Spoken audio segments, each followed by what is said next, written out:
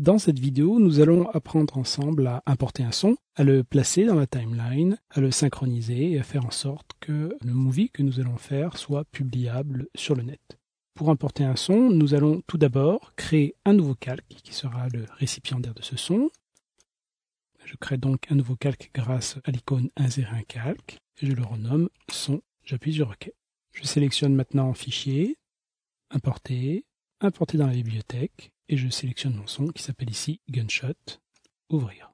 Le voici placé dans ma bibliothèque. Je peux, pour placer ce son, soit le cliquer et le glisser dans mon document, mais le moyen le plus simple et peut-être le plus efficace serait de directement le synchroniser. Je cherche pour cela l'image qui m'intéresse. Cette image-là me paraît assez indiquée. Je clique sur mon image, puis dans Insertion, Scénario, Image clé vide. Je crée donc un espace pour pouvoir l'importer. À partir de là, et grâce à mon image clé sélectionnée, je vais dans ma palette Propriétés et je sélectionne Son, Gunshot. Une fois le son placé au sein de votre timeline, Flash vous donne la possibilité de lui appliquer plusieurs effets, dont des fondus, des sélections uniquement du canal gauche ou du canal droit, ou des modifications de l'enveloppe directement grâce à ce menu. Vous voyez que, en plaçant différentes petites cibles, vous pouvez moduler directement votre enveloppe. Ces petites cibles peuvent être aisément supprimées en cliquant et glissant. Vous voyez, je le fais même sur des cibles intermédiaires. Donc en cliquant et glissant sur le haut du graphique. Vous avez également la possibilité de lire ce son,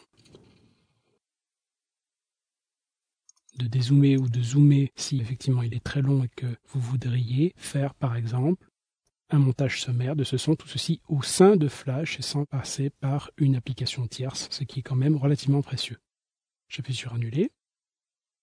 Vous voyez ici que l'enveloppe est matérialisée dans notre timeline, elle n'est pas très évidente.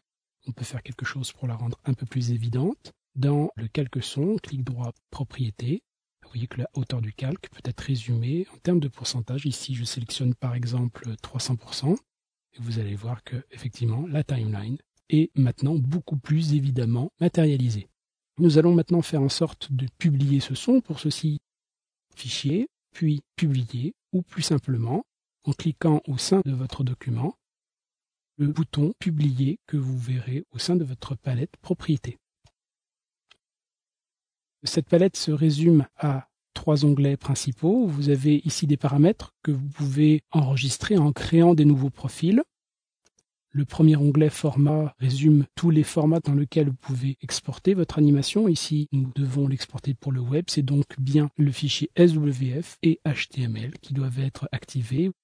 Vous avez la possibilité de modifier ce nom et de modifier la destination. Par défaut, elle se fait donc au même endroit que votre fichier aura été enregistré. Ici donc, nous laissons les choses en l'état. Dans l'onglet Flash, la possibilité de faire varier la version vous permet également d'agir sur le niveau de compatibilité. L'ordre de chargement est également à votre discrétion si vous le désirez. La version d'ActionScript également. Vous avez bien sûr l'opportunité de compresser votre animation ou de la protéger contre l'importation. Chose qui est nouveau dans Flash, c'est la possibilité de bénéficier d'un timeout sur vos scripts qui se résume ici en termes de secondes. La qualité JPEG est bien sûr importante pour toutes vos images bitmap. Et l'exportation du son ici, relativement capitale puisqu'il y a un élément sonore. Vous voyez que vous pouvez parfaitement la sculpter. Ici, nous la laissons effectivement à 48 kbps. Qualité, vous voyez. Rapide, on va la laisser ici puisqu'il s'agit d'une exportation pour le web. J'appuie sur OK.